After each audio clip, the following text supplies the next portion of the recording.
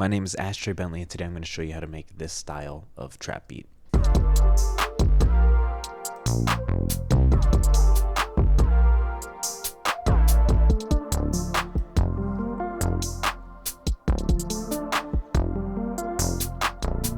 So it's actually really simple, and I'm going to break it down by each instrument. First off, I'm going to start with chords. So the intervals I'm using here are thirds, fourths, and octaves. So right here. I find the octaves are a really key component for this chord progression. If I take them out, it does not sound as good.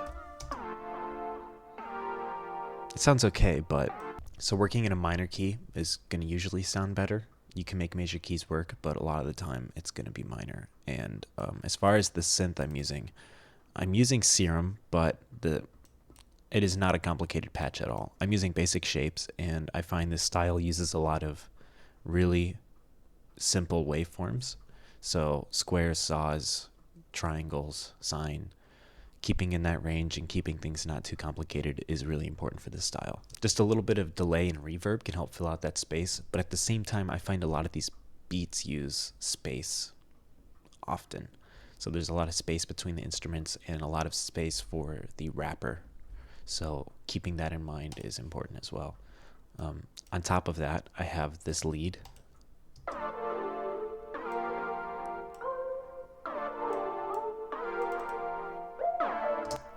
That's just a triangle. I put a lot of effects on this one just to keep it a little more interesting, because you want to find that perfect medium. You don't want to do anything that sounds too off the shelf, but at the same time, less is more, of course. So keeping your chords and your melodies really simple is going to be important, so it can repeat over and over and not get too distracting or too dull at the same time. So keeping a really strong idea going, pulling out pieces, bringing them back in is going to be huge. So after that, I have basses. I have two bass patches going on. It's an 808 and a pluck that I hear in drill music quite often.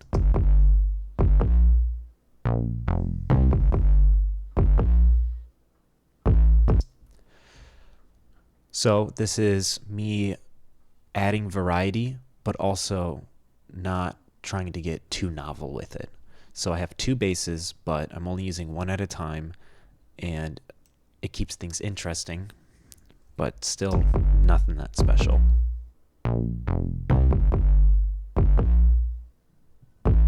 One really important part is saturation. This is going to help you create that explosive, loud sound that's in this genre. So keeping saturators on the bass can help you get higher frequencies and more volume. After that, you have drums. For each sound, I chose two different samples.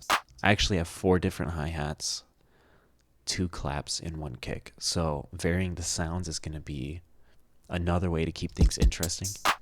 Also, having your kicks and your basses kind of following the same rhythm is going to help keep things coherent, and kind of show you here.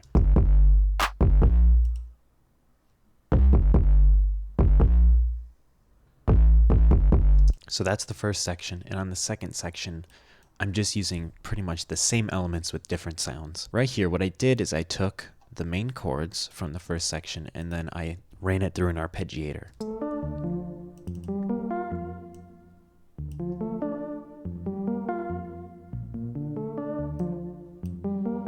I thought that kind of resolved and looped really nicely, so you can kind of hear at the tail end of this arpeggio. It just resolves flawlessly.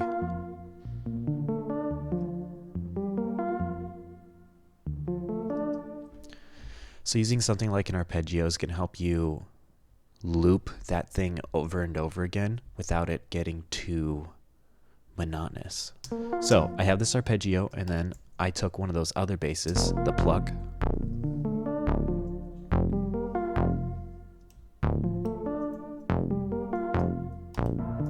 and then some chords that kind of fill out the space, and then I just copy pasted the drums pretty much. But yeah, if you're having trouble extending your beats, just take out things, and that can be a bridge or a verse. So right here I have this first section.